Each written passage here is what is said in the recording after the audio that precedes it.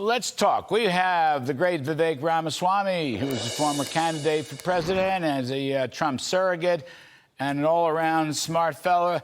Vivek, you know, that's kind of like, I don't know, I'm just brushing, I mean, I'm enjoying this, whatever it is, docudrama, Hollywood goes, I mean, I don't know what it is. But the fact of the matter is, it's not going to matter. There's a record that they're still going to have to defend, whether it's Biden or Harris or Newsom or Gruesome or who else is going to do it. I don't care. What do you think, Vivek? Am I missing something here? Well, the only thing I would add, Larry, is this. Complacency is not an option for our side. I think there's a lot of people on our side who are already celebrating as though this thing is over. I think this thing has not even begun in terms of the election season. The reality is Biden is done. I believe they're just negotiating his golden parachute. I mean that metaphorically, if not literally. But the reality is this is just public theatrics. In some sense, they want this swap out to take place as late as possible. If it's at the DNC convention in late August, think about this. They put up a new candidate. First, there's a honeymoon phase with the public. It's the equivalent of somebody who's been a captor in being tortured as a prisoner, being liberated by their liberator. They're going to love whoever that new candidate is. They want November to come around while they're still in that honeymoon phase. So I think my message to Republicans is this, is that, yes, are we doing great because our ideas are the right ideas for Americans? Yes. Because Donald Trump has already been a great president for Americans? Yes. But complacency is not an option. And I will remind you, there was supposed to be a red wave that came in 2022 because of those same failed Biden policies, and we didn't get it. So I think that we ought to be cautionary this time around in making sure that we're really playing to win and focusing on our own message rather than just ridiculing the other side. Well, I agree, but, you know, the record has actually gotten worse just in the last 2 years. But I agree. And I think Susie Wiles and Chris LaCivita have done a very good job. We're going to talk more about the nuts and bolts later in the show. But, you know, my point is nothing's going to... Look, they're still big government socialists. That's all they are. Now, there has to be a response to that. But I think the Trump platform, I mean, let me ask you about the Trump. I think the Trump platform that was published at the beginning of the week is terrific. A national message. It's the growthiest statement from any president I can recognize I can remember going back to Ronald Reagan, for whom I worked many, many, many years ago. It's growthier. It's across the board, defends the dollar. School choice, you know, states will take care of abortions with certain exclusions on abortions. I mean, I think it's a terrific platform. It's pro-growth and anti-inflation, cutting spending. This is something the Republicans did not have a real national message back in 2022.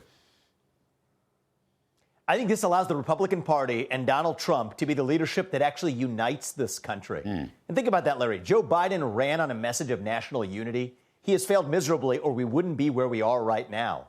But now economic growth, that is unifying. Success is unifying. Excellence is unifying. That's who we are as Americans. And I think counterintuitive to many of the media narratives, I think Donald Trump will actually be the president who unites this country, not through flowery language, but through his actions. And I think that's what many Americans are hungry for, black or white, even Democrat or Republican. Most people are united against the illegal entry by the millions into this country. Most people are dead set against the wave of crime afflicting our cities across this country. And so I think we have a historic opportunity, not just to win this election, but to win it by a landslide of the kind Reagan did. And dare I say it, Larry, unite this country in the process, which many of us are quietly hungry for.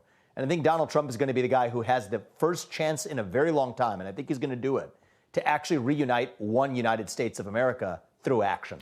Vivek, before I lose you, let me just ask you one thing, this weird thing.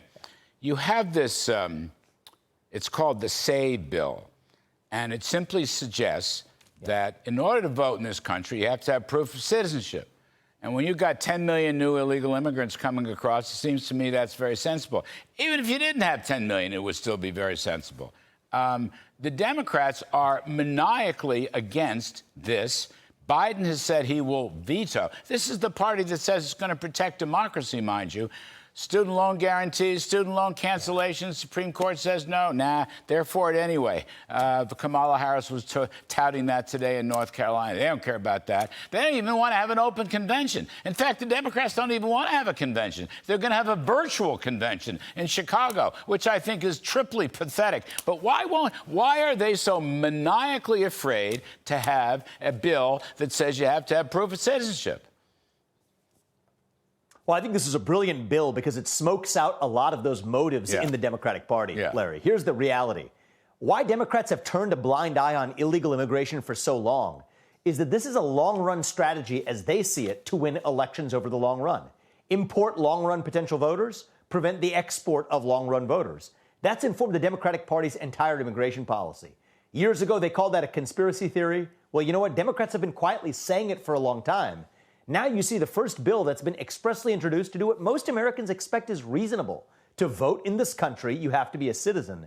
And yet that's exactly why you see the overwhelming majority of Democrats, except for a few, and I give them credit for defecting from their party.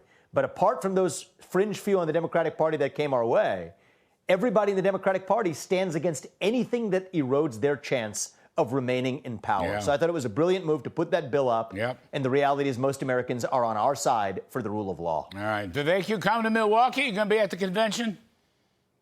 Oh, yeah. All right. I'll see you there. Yeah, Absolutely. I was going to say, you come visit us for sure. We'll be broadcasting inside the convention hall. My great friend Vivek Ramaswamy, fabulous stuff. Thank you ever so much.